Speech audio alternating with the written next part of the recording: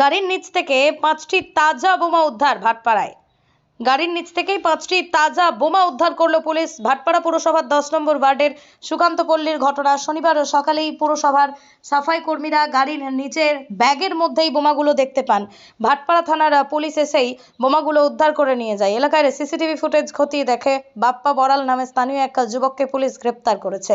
Word office Kali মন্দিরের ঠিকানায় ঠিক উল্টো দিকেই রাস্তার ধারে গাড়ির নিচেই বোমা লুকিয়ে রাখার ঘটনায় আতঙ্কিত বাসিন্দারা।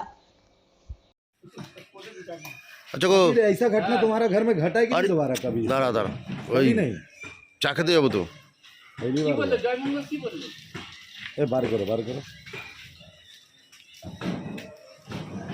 जो तो কাজ করছে না পুরসভাতে সবাই দেখেছে সকালে। हाँ हम लोग सब देखे थे, सब तो भीड़ लगा सब जगह हम ही लोग तो